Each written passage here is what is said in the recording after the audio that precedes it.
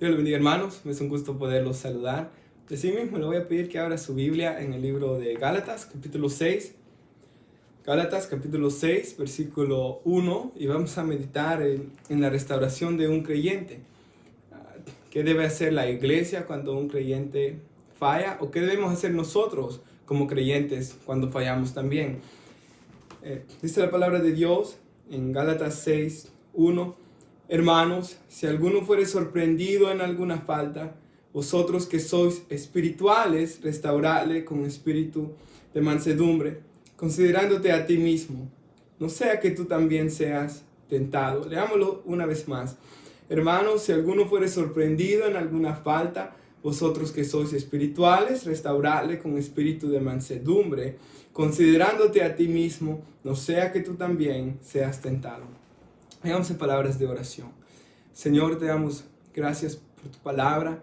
Gracias, Señor, por que podemos estudiar tu palabra. Gracias por la tecnología también, porque por este medio podemos llevar tu palabra a los hogares de los hermanos de la iglesia.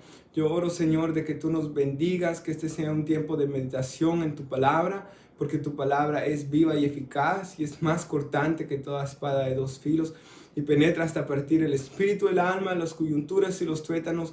Discierne todas las cosas, todas las intenciones del corazón.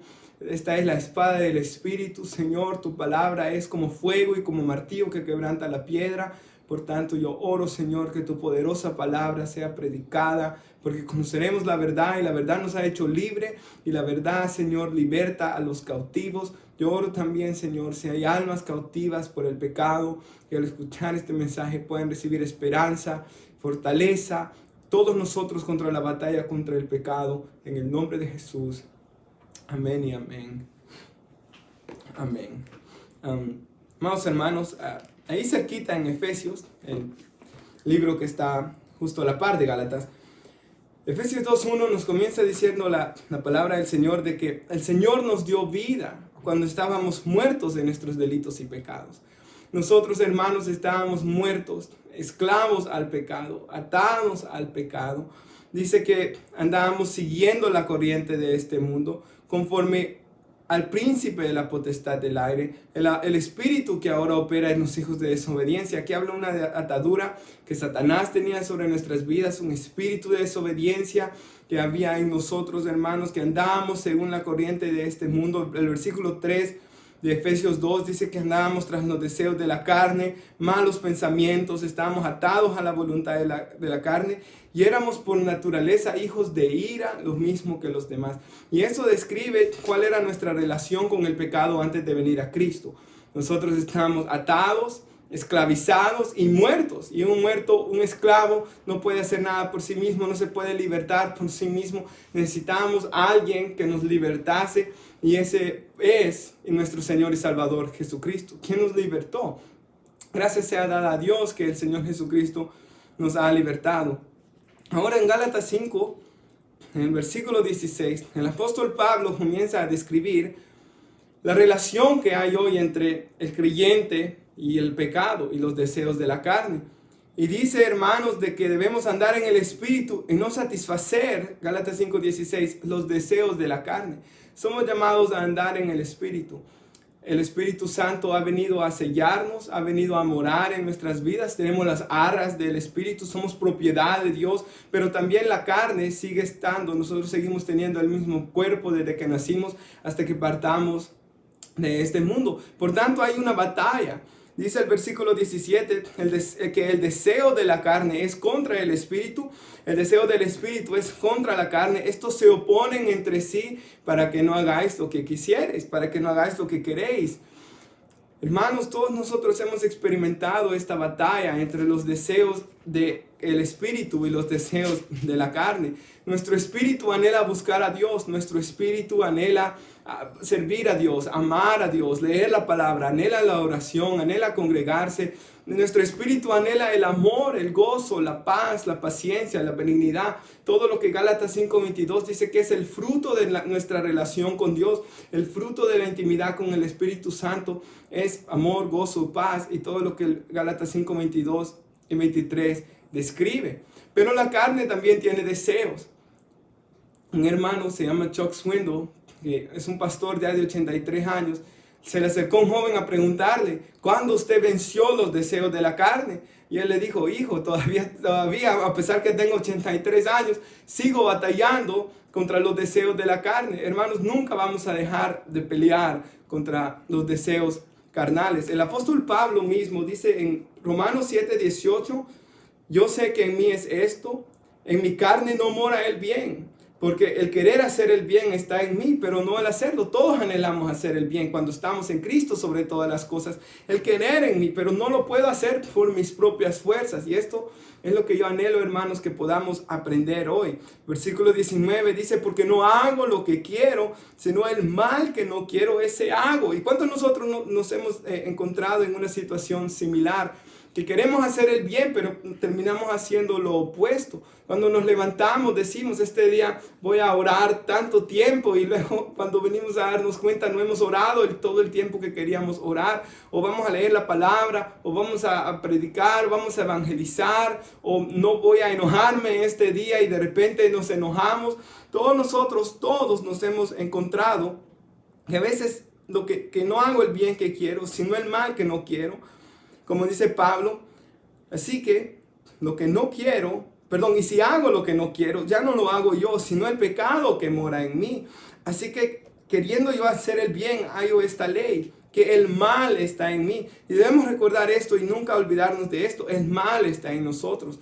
Nuestro peor enemigo viene siendo nuestra carne. Satanás nos tienta por fuera, el mundo nos tienta por fuera, pero la carne nos tienta, nuestro mismo cuerpo nos atrae hacia el pecado.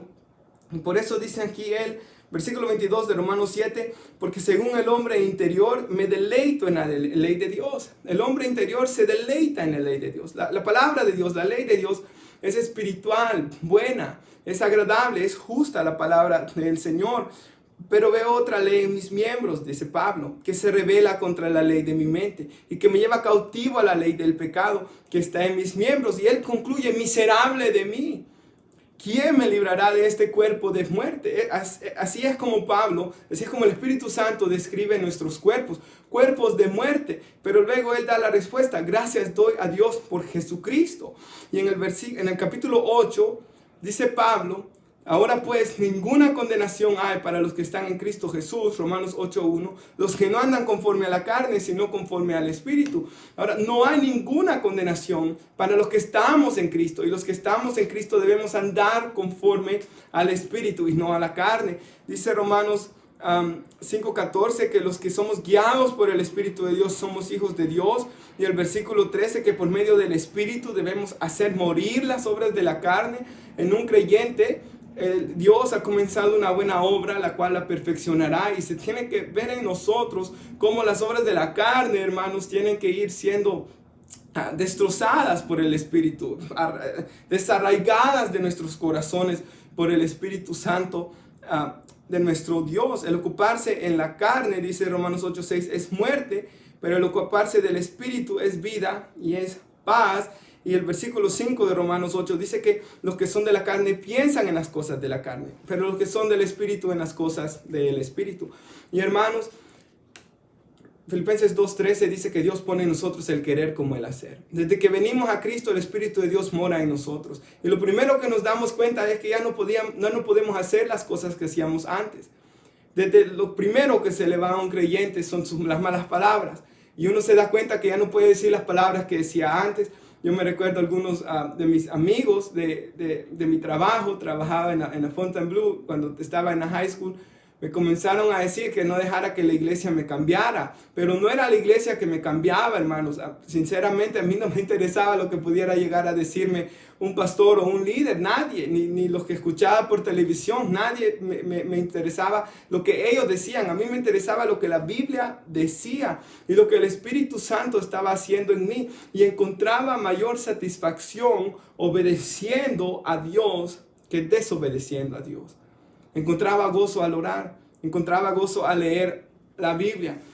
Mi primera Biblia no fue esta, pero fue similar a esta, y tiene versículos paralelos abajo, y me encontraba tanto gozo en ver otros versículos paralelos y comenzar a entender, hermanos, lo que el autor bíblico quería decir. Y esa hambre por la Biblia, esa hambre por orar, ese hambre por congregarnos, eso lo produce el Espíritu de Dios. Pero cuando fallamos a Dios, ya como creyentes, ¿qué es lo que vamos a ver? Encontramos gran tristeza y comenzamos por así decirlo, a pesar nuestro caminar con Dios y el pecado. Y ahí es cuando comenzamos a anhelar satisfacer los deseos del Espíritu y no satisfacer los de la carne, porque amamos a Dios. El hermano Charles Stanley en una predicación decía esto: si cuando tú pecas lo que te preocupan es las consecuencias que van a venir a tu vida por el pecado, eres un niño espiritual.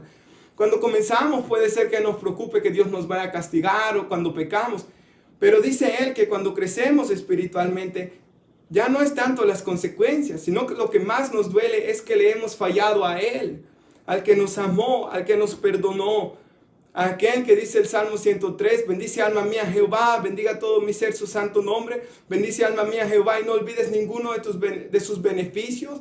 Él es el que perdona nuestras iniquidades, Él sanó nuestras dolencias, Él rescató del hoyo nuestra vida y nos ha coronado de favores y misericordias. Y cuando vamos creciendo espiritualmente, comenzamos a amar a Dios, a conocer a Dios y nos duele en el alma fallarle a Dios.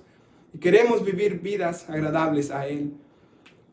No para justificarnos delante de Él, porque nuestra justificación es por gracia. Si yo creo que por leer la Biblia yo me estoy haciendo más justificado delante de Dios, estoy mal. Eso es legalismo. Quererme ganar mi justificación por obras. Si yo creo que por servir en la iglesia o por hacer trabajo voluntario yo me estoy ganando mi justificación por darle de comer a los pobres, eso es legalismo. Mi justificación es solamente en Cristo. Por gracia soy salvo por medio de la fe. Esto no es de ustedes, es un regalo de Dios, no por obras para que nadie se gloríe. Esto también es muy importante. Las obras de amor a Dios, el fruto del Espíritu, la obediencia a Dios, el querer leer mi Biblia, el querer obedecer a Dios, el alejarme del pecado, todo lo hago en amor a aquel que dio su vida en la cruz por mí. Juan 14:15 dice Jesús: si me amáis, guardaréis mis mandamientos. Tan claro lo deja. Los que guardan los mandamientos de Dios son los que aman a Dios. Así que el creyente que ha nacido de nuevo, él ama a Dios y le duele en su corazón pecar contra Él. Ahora ya en Gálatas 6:1 dice la Biblia: hermanos, si alguno fuere sorprendido en alguna falta. La palabra sorprendido, y quisiera leer un comentario que traigo, y leí alrededor de 3 diferentes comentarios bíblicos sobre esta palabra, sorprendido. Cuando uno lo lee así nomás piensa, pues, lo encontraron haciendo el mal, lo agarraron con las manos en la masa, él fue sorprendido en un pecado. Pero si se arrepiente uno solo porque fue sorprendido, no es un arrepentimiento genuino, no es un arrepentimiento. El arrepentimiento verdadero es: aunque nadie me vio, pero Dios me ha visto, he contristado al Espíritu y me quiero arrepentir por mi amor a Dios, no por guardar mi apariencia entre los hombres. Pero en el original, hermanos, para leer este comentario, sorprendido es una palabra griega que habla de una persona que sin haber planeado la transgresión, decía un comentario, fue sorprendido, o sea, fue vencido por el pecado. Tuvo un deslizón o un tropezón. Un hermano, hace varios años atrás, ilustraba el caer en el pecado para un creyente de esta manera. Los que hemos quizás vivido aquí en Estados Unidos o los que han visto alguna película a veces de un lugar donde hay hielo, donde hay nieve, donde hay mucho frío, sabemos que nos podemos deslizar y quizás mucho ahorita podemos recordar alguna vez que nos hemos deslizado. Sabemos que hay peligro afuera, sabemos que hay hielo en la calle, sabemos que está liso, pero en un descuido nos hemos caído y nos hemos golpeado. Algunas personas se han golpeado fuertemente.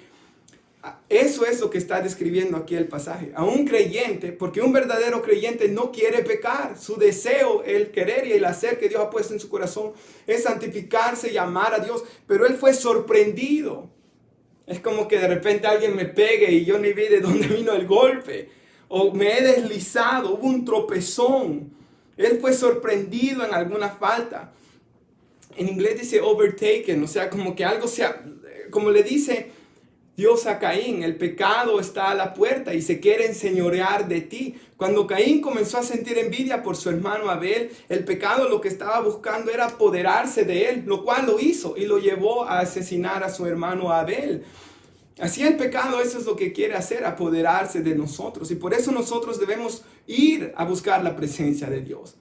Jesús dijo, permaneced en mí y yo en vosotros, porque separados de mí nada podéis hacer.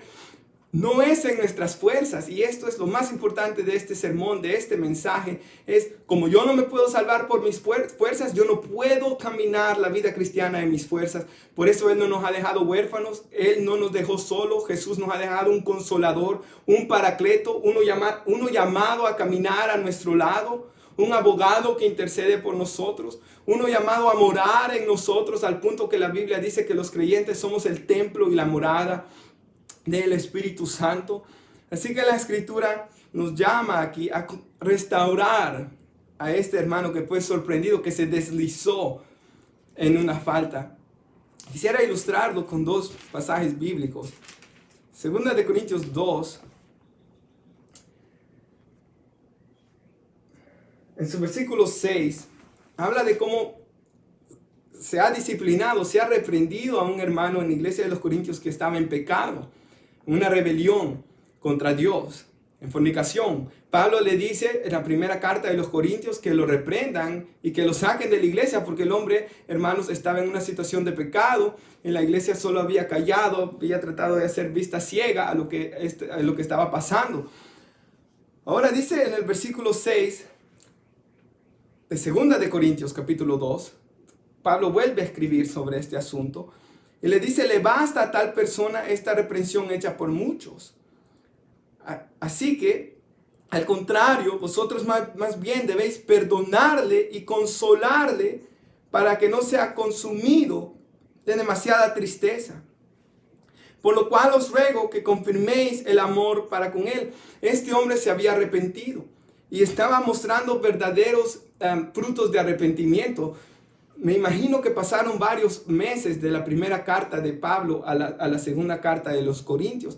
Y le habían dado el reporte a Pablo de que este hombre se había alejado de lo que estaba haciendo y que había demostrado verdadera convicción de pecado. Cuando el Espíritu Santo está morando en nosotros, o en este caso, quizás este hombre no era salvo, pero en ese momento él ya estaba siendo salvo porque había traído convicción de pecado el Espíritu Santo. Esa es una señal clave de un creyente, que cuando él peca tiene convicción de pecado. Dice aquí 2 de Corintios 7, en su versículo 8, Pablo le dice, porque aunque os contristé con la carta, no me pesa. O sea, Pablo les reprendió duramente a los corintios con su primera carta, y si usted la ha leído, usted sabe cómo fue Pablo de directo con ellos. Pero le dice, aunque los contristé, no me pesa. Aunque entonces lo lamenté. Y hermanos, a veces cuando tenemos que reprender a alguien o una predicación fuerte, a veces nosotros podemos sentir, ¿será que fui muy fuerte? Yo me imagino que algo similar está sintiendo aquí el apóstol Pablo. Pero luego él dice, no me pesa, porque veo que aquella carta, aunque por algún tiempo os contristó, ahora me gozo. Al principio, cuando recibieron la reprensión de Pablo, se sintieron tristes los hermanos, pero ahora me gozo porque no hayáis sido contristados, no porque hayáis sido contristados. Pablo no se goza de que los entristeció, sino porque fuisteis contristados para arrepentimiento. Que hay algo muy importante. Judas sintió remordimiento y posiblemente hasta tristeza porque había entregado a Jesús y fue y se quitó su vida. Pero solo sentirse triste por el pecado, solo sentirse lamentación o remordimiento por el pecado no es suficiente. Debe haber arrepentimiento. Y Pablo se goza no porque ellos estaban tristes, sino porque fueron contristados para arrepentimiento, porque habéis sido contristados según Dios, para que ninguna pérdida padecieses por nuestra parte, porque la tristeza que es según Dios produce arrepentimiento para salvación, y de eso no hay que arrepentirse. Pero la tristeza del mundo produce muerte. La tristeza del mundo produce muerte. La tristeza que viene del mundo nos va a ir más bajo a la depresión, lo que le pasó a Judas o lo que le ha pasado a muchas personas, hasta quitarse su vida o hasta vivir sintiéndose que no son buenos para nada o que son hermanos. Se pueden hasta sentir que son una basura, lo cual todas estas son ideas satánicas del enemigo, pero el arrepentimiento que Dios quiere en nosotros es uno que nos lleve a sus pies, a arrepentirnos. ¿Y qué va a suceder cuando venimos a los pies de Cristo? Él nos limpia por la sangre de Jesús, Él nos perdona por lo que Cristo ha pagado por nosotros, Él nos da su espíritu, Él nos levanta, Él nos renueva, Él nos restaura. Y eso produce gozo después, porque no hay un gozo más maravilloso que el del perdón. Salmo 32, bienaventurado aquel varón quien Jehová ha perdonado su pecado. David mismo dijo en el Salmo 51, vuélveme el gozo de tu salvación. Hay un gozo cuando hemos sido perdonados y estamos en Cristo Jesús. Regresando a nuestro pasaje, ya vimos que aquí este hermano fue sorprendido en una falta. Se deslizó, él cayó.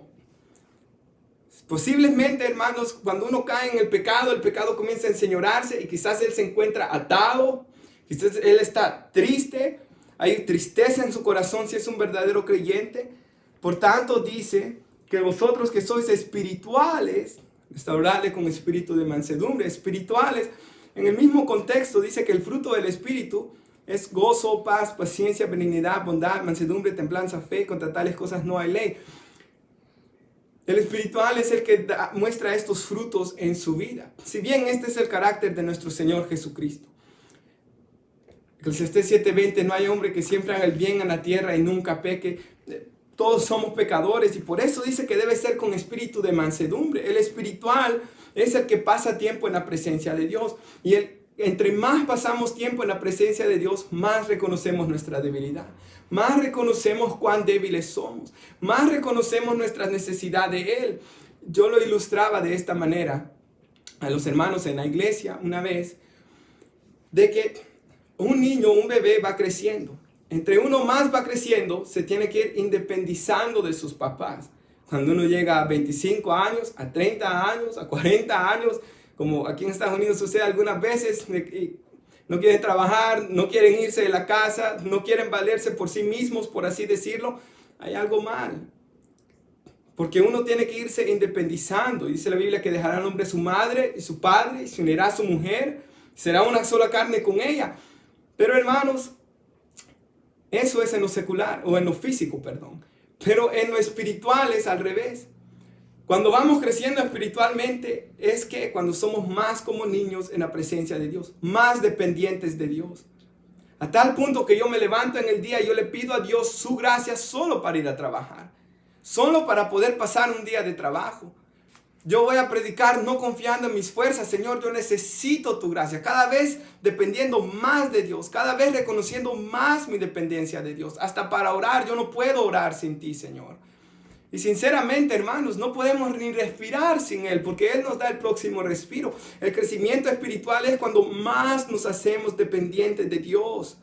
Por tanto, el espiritual va a hacerlo con espíritu de mansedumbre, porque Él sabe que puede ser tentado también. Él sabe que el mal mora en Él. Él sabe de que las buenas obras que hacemos es por la gracia de Dios en nuestras vidas, porque Él puso el querer como el hacer por su buena voluntad. Yo jamás quise leer la Biblia, nunca me interesó, hermanos, pero alrededor de los 18 y 19 años, el Espíritu comenzó a poner un interés en mí. Yo sé que esto no nació de mí, esto nació de Dios, por tanto es por gracia y no podemos tomar méritos en estas cosas porque ha sido la gracia de Dios. Nadie se puede gloriar más que solo darle la gloria a Él por lo que Él ha hecho en nuestra vida y por lo que Él está haciendo por medio de nosotros. Así que, hermanos, debe ser con espíritu de mansedumbre. Y yo al meditar en esto pensaba en una persona que la Escritura habla más de él después de Jesús en los evangelios. Es el nombre más mencionado después de Jesús de una persona en los evangelios. Es el apóstol Pedro. Pedro, hermanos, un hombre apasionado por Cristo. Hermanos, cuando vio a Jesús él por el mar, él le dijo, si eres tú, llama a que yo vaya allá. Y él caminó sobre las aguas y se hundió, pero luego Jesús lo sacó. Posiblemente caminaron de regreso al barco donde ellos andaban. Pero Pedro, hermanos, tomaba iniciativa. Él amaba a Jesús. Dice la escritura de que cuando Jesús fue al monte a transfigurarse, a demostrar su gloria delante de sus discípulos, escogió a 3 discípulos, Juan y Jacobo, que eran hermanos, y a Pedro. Pedro era uno de los discípulos más íntimos de Jesús. Vio algunos milagros que los demás no vieron, que solo él, Juan y Jacobo vieron. Él había visto la gloria de Jesús en ese monte. Él había visto a Jesús resucitar. Él vio a Jesús alimentar a 5,000 personas, hombres, sin contar mujeres y niños. Él vio a Jesús como aquella noche que él no había podido pescar nada. Jesús le dijo que tirara las redes, las tiró y una gran multitud de peces fueron atrapados por Pedro esa mañana. Toda la noche había pasado sin poder pescar. Digo esto, hermanos, porque este hombre estaba seguro que no iba a negar a Cristo por todo lo que había hecho Jesús en su vida, por lo que él había visto hacer a Jesús. Aún esa noche que están comiendo la Santa Cena, Pedro le dice, aunque los otros se escandalicen de ti, aunque los otros te desamparen, yo hasta la muerte iré por ti, mi vida pondré por ti. Y Jesús le dice, Pedro, no cantará el gallo antes que tú me hayas negado 3 veces. Y Jesús le dice a Pedro de que Satanás lo había pedido para zarandearlo como al trigo. Pero yo he rogado para que no falte tu fe. Y una vez vuelto, confirma a tus hermanos. Jesús sabía que se iba a dar su medio alejadita de los discípulos, pero que iba a volver. Y una vez vuelto, confirma a tus hermanos. Pedro no lo creía. Cuando vienen a atacar a Jesús, él saca aquella espada y le corta la oreja a aquel soldado. Malco creo que se llamaba el soldado del sumo sacerdote. Le arranca la oreja. Jesús lo sana. Le dice, Pedro, no lo hagas. Hasta ese momento lo vemos a Pedro listo para defender a Jesús. Él no había entendido que Cristo, nadie le quitó su vida, sino que Él la entregó. Porque Él vino a buscar y a salvar lo que se había perdido. Y a dar su vida por sus amigos.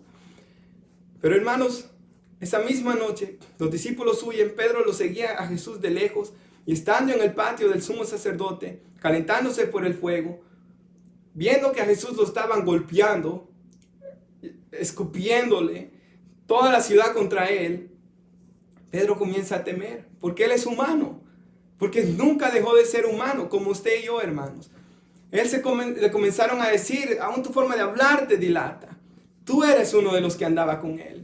Y él hasta delante de una mujer criada lo niega, delante de 3 personas comienza a negar a Jesús. Y la última negación que hace Pedro, uno de los evangelios dice que hasta comienza a maldecir, diciendo que no lo conoce. Y cuando para de hablar, Pedro canta el gallo y se acuerda de lo que dijo Jesús y mira hacia Jesús, y Jesús lo está viendo. Y en ese momento, hermanos, la mirada de Jesús con la de Pedro se conectan. Yo me imagino la mirada de Jesús llena de amor, llena de compasión. Y Pedro, hermanos, se quebranta el corazón y dice la Biblia que él sale y llora amargamente. ¿Por qué? Porque él amaba a Jesús. Aunque falló, sí. Su amor tenía que ser perfeccionado como el de todos nosotros. Pero él amaba y por eso lloró amargamente. Hermanos, si hay alguien que permanece en el pecado y se deleita en él, no es cristiano. Ese es un farsante, un mentiroso, un lobo vestido de oveja. Porque el verdadero creyente llora amargamente y le duele en el alma cuando peca. Y hermanos, luego nosotros vemos que cuando Jesús resucita, a mí me gusta esto, y llamar a mis hermanos, y a Pedro, dice, que llamaran a los otros apóstoles, pero mete esa palabra ahí Jesús, y a Pedro. Hermanos, aún otro pasaje de la Biblia que me ministra mucho es cuando Pedro ve a Jesús. Pedro está pescando con unos discípulos, después de que Jesús resucita entre los muertos. Cuando Pedro ve a Jesús, se mete al agua.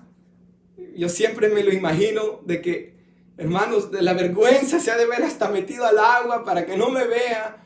Pero cuando sale por fin, Jesús habla con Pedro en la playa. Y Jesús le dice, Pedro, ¿me amas? Pastorea a mis ovejas. Pedro tiene miedo o temor de decirle a Jesús que lo amaba. La palabra que Jesús usa es ágape, con amor sacrificial, a dar tu vida por mí ciertamente. Pedro ya no quiere decir eso, sino que le dice, te amo. Con la palabra griega fileo, te amo como amigo. Pero hermanos, ¿qué sucede después de eso? Se entristece que Jesús le pregunta 3 veces si lo ama. La última vez Jesús usa la palabra fileo, la misma que usaba Pedro.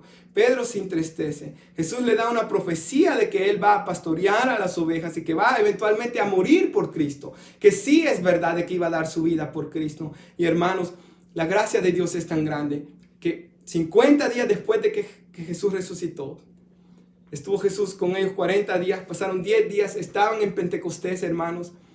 La unción del Espíritu Santo vino, llenó a aquellos 120, entre los cuales estaba Pedro.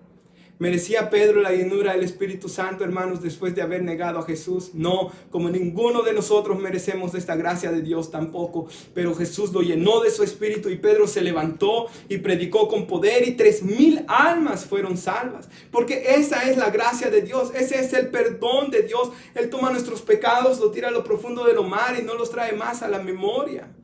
Y Pedro, hermanos, aprendió la gran lección de la humildad. Dice el Salmo 119, 67, antes que fuera yo humillado, descarriado andaba, mas ahora guardo tu palabra. Muchas veces, hermanos, es por medio de nuestros propios errores y pecados de que aprendemos a ser humildes y a depender de Dios. Porque reconocemos que separados de Él nada podemos hacer y que sin Él no vamos a poder vencer al pecado. Pero hermanos, ¿qué sucede? Ya hemos visto aquí dos cosas. Una, el verdadero creyente se ha deslizado, fue sorprendido, ha pecado, hay tristeza consumiendo su corazón. El otro creyente y los otros creyentes de la iglesia deben ir con espíritu de mansedumbre, sabiendo que son débiles, pero sabiendo también el amor que Cristo tiene por ese creyente. Ahora, ¿qué sucede si él no se quiere arrepentir? Esto nos lo explica Mateo 18. Nuestro Señor Jesús está hablando del perdón. Y dice la Escritura, Mateo 18:15, por tanto, si tu hermano peca contra ti, ve y repréndele, estando tú y él solos. Si te oyere, has ganado a tu hermano. Jesús quiere que la falta se quede lo más privado posible. No quiere que se divulgue la falta. Y le dice que vaya y lo reprenda solo. Mas si no te oyere, toma contigo a 1 o 2 testigos, para que en boca de 2 o 3 testigos conste toda palabra. Deuteronomio 17:6, cumpliendo la ley que llevara testigos para que constare toda palabra. Se va perdiendo un poco más la privacidad del asunto. Y dice, si no los oyere a ellos, dilo a la iglesia. Si no oyere a la iglesia, a toda la comunidad de creyentes, tenle por gentil y publicano. Hermano, podemos ver aquí varias cosas. Que no solo es la actitud del que va a hacer el llamado al arrepentimiento importante, pero también es importante la actitud del que pecó, del que ha fallado. De reconocer su pecado, de ser humilde y reconocer que ha fallado. Pero si no se quiere arrepentir, y se llevó testigos, si no se quiere arrepentir, y se llevó, hermanos, a toda la iglesia al asunto y él no se quiere arrepentir, pues entonces se le tiene por gentil y publicano. Mateo le escribe este evangelio a los judíos. Ellos entendían bien lo que significaba esto, como un no creyente, como alguien que no cree en Dios, como alguien que no quiere adorar y glorificar a Dios. Entonces, hermanos, cuando nosotros exhortamos a alguien que deje sus pecados, como lo que hacía Juan el Bautista, Herodes estaba durmiendo y viviendo con la mujer de su hermano y Juan el Bautista le decía que se arrepintiera y él no se quiso arrepentir porque era un rey pagano, pero alguien en la iglesia no debe estar practicando semejante cosa, o robando o haciendo cosas similares. Y si nosotros vamos y lo llamamos al arrepentimiento y no escucha, y con testigos y no escucha, y lo decimos a toda la iglesia y no escucha, no lo debemos de tener como hermano más. Ahora, si quizás es un creyente que tiene un gran problema de orgullo, la Biblia dice que Dios al que toma por hijo lo disciplina. La disciplina de Dios va a venir sobre él. Y la tristeza de Dios debe haber estado sobre él. Pero al él no quererse arrepentir, lo único que demuestra es lo opuesto. Porque el que se queda sin disciplina, el que se queda sin el dolor, la tristeza del Espíritu Santo, no es hijo. Hermanos, la palabra para contristar al Espíritu Santo siempre me ha llamado la atención que en inglés se usa la palabra grieve. Cuando uno llora por la pérdida de un familiar, de un ser querido, por un amigo. Ese dolor profundo. Los que hemos fallado a Dios en alguna parte de nuestra vida, sabemos que eso es lo que ocurre. Hay una tristeza, un profundo dolor. Yo me recuerdo una vez, hermanos, yo hice un ayuno. Porque yo decía y le pedí a Dios que me ayudase a no enojarme tan fácilmente. ¿Por qué? Porque cuando sucedía, hermanos, había una tristeza profunda en mi corazón de haberle fallado a Dios. Hermanos, todos hemos luchado contra el pecado y con otras áreas, muchas de ellas quizá, diferentes quizás a la que yo acabo de mencionar. Pero debe haber una tristeza que nos lleve al arrepentimiento. Por tanto, debemos ir, exhortarles que se arrepientan, restaurarles con un espíritu de mansedumbre, considerándonos a nosotros mismos. No sea que nosotros también seamos tentados. Pero hermanos, aquí hay otra cosa. Y quisiera leer un comentario, hermanos, porque hemos hablado de los hermanos, de algunas faltas, de lo que significaba sorprendido, del espiritual, con mansedumbre, pero no hemos hablado de lo que significa restaurarle, que es el corazón de este mensaje. ¿Qué es la restauración? La palabra restauración, hermanos, en griego viene significando remendar o reparar. Y esta palabra que se usa aquí, restauración, se usaba en otro pasaje bíblico, por ejemplo, para remendar redes. De reparar, remendar redes. Cuando había un hueso dislocado, se usaba esta palabra, hay que restaurar, hay que sanar. En otro comentario vi que cuando había un hueso quebrado también se usa esta palabra, restaurar, sanar aquella situación. Jesús está llamando, ellos entendían cuando leían estos, hay que sanar a ese miembro. Hay que sanar a ese miembro de la iglesia que está herido por el pecado, que el pecado se deslizó y está siendo atrapado por el pecado lo está destruyendo, el Espíritu Santo lo está contristando, le está trayendo convicción. Hay alguien que está sufriendo, y ¿quién es llamado a restaurarle? La iglesia, el cuerpo de Cristo. La importancia vemos ahí de la iglesia, hermanos. Pablo dice de que ¿quién le dirá a su ojo no lo necesito? Hermanos, nosotros necesitamos nuestros ojos, cuidamos nuestros ojos. ¿Quién le dice un dedo tan solo? O que me quiten un pie. Nadie de nosotros quiere eso, jamás. Pues hermanos, de igual manera debemos vernos unos a otros en la iglesia como el cuerpo de Cristo y la importancia, hermanos, de los unos de los otros. ¿Por qué? Porque al congregarse, al ir a la iglesia, vamos como iglesia a orar por Él. Vamos a orar los unos por los otros. Pablo pedía oración a todas las iglesias. Y hermanos, todos hemos estado presentes en algún momento donde un miembro de la iglesia, un hermano, ha pedido oración, se ha orado por él, se ha impuesto las manos sobre él y ha derramado lágrimas y ha sentido la presencia de Dios y has recibido poder del Espíritu Santo. Eso ocurre cuando viene la iglesia a estar unida. Al él congregarse va a escuchar la palabra de Dios también. Y la palabra de Dios va a comenzar a llenar su corazón, a sanar las heridas, a hablarle del amor que Dios tiene por él y lo va a mantener pensando en Dios. Y esto también es verdad. No es lo mismo escuchar la palabra de Dios por videos que llegar y congregarnos como iglesia. Uso este ejemplo. Desde el año 2010 me ha gustado escuchar al hermano Charles Stanley. Y no lo escucho todas las semanas, pero sí lo escucho de vez en cuando. Hermanos, he sido grandemente bendecido por escucharlo a él. Primero era por la radio, luego cuando tuve mi primer smartphone pude bajar la aplicación o ver videos de él en YouTube.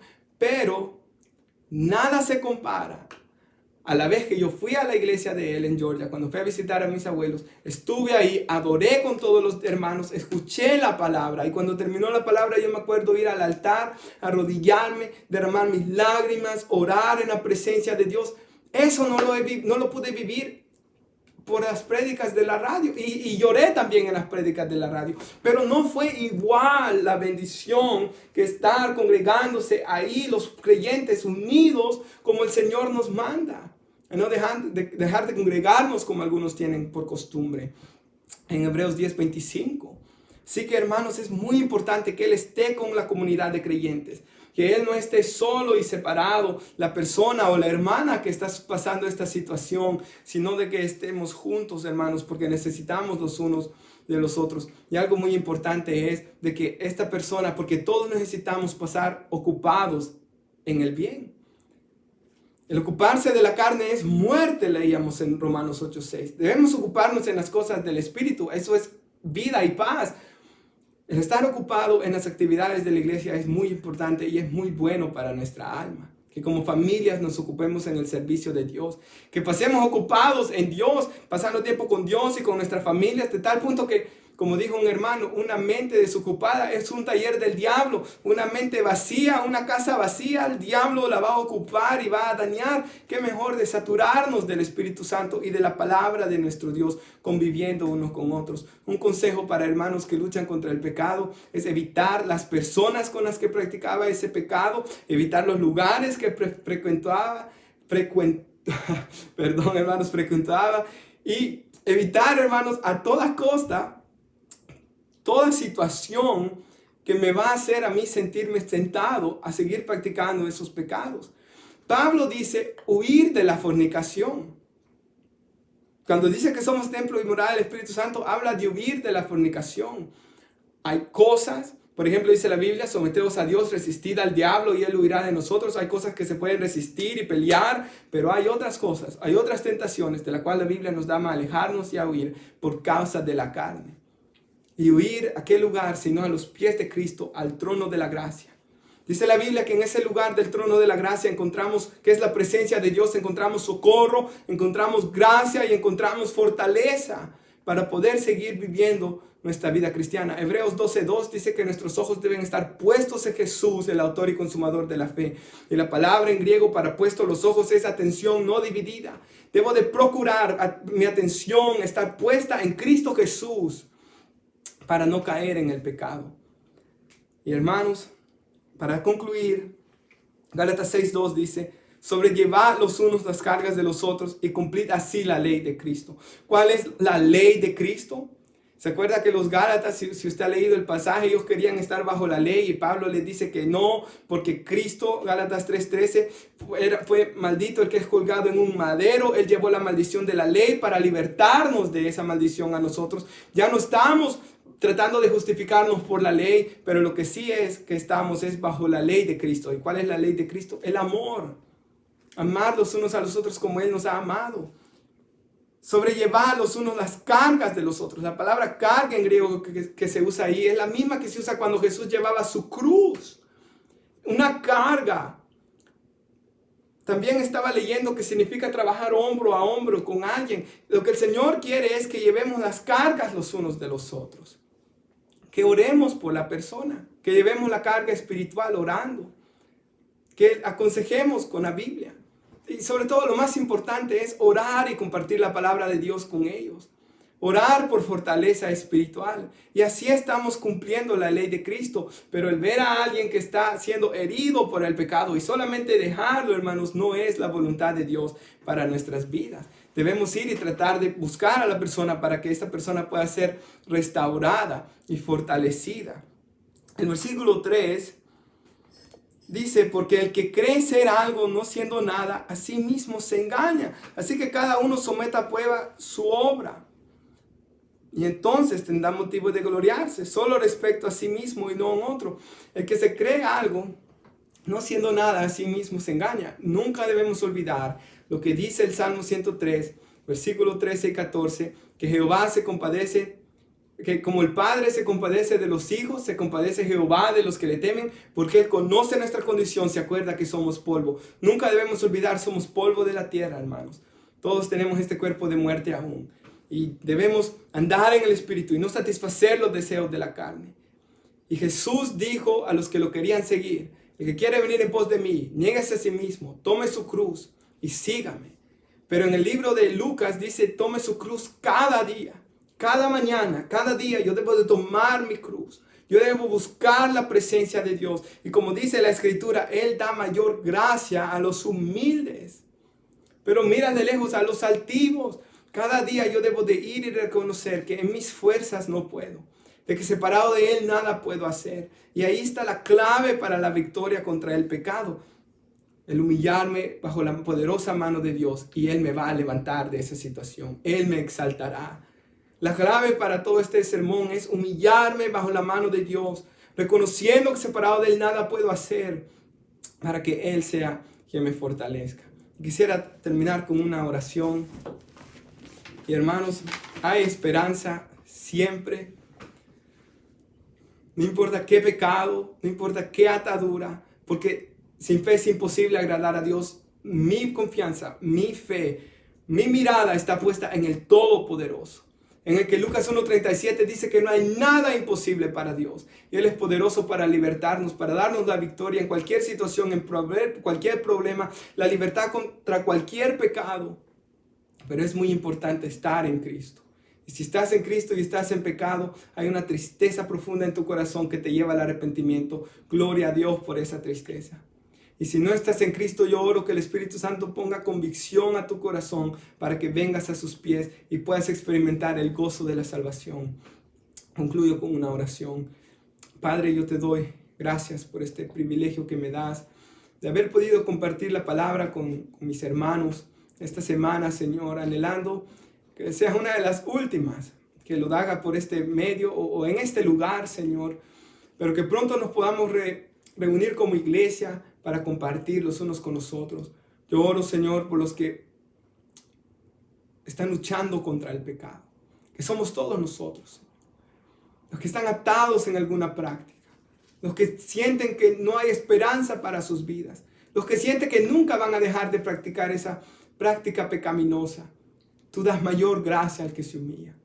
Yo oro que nos humillemos todos bajo tu poderosa mano, para que tu gran poder nos fortalezca, Señor. En el nombre de Jesús. Amén. Dios les bendiga, amados hermanos.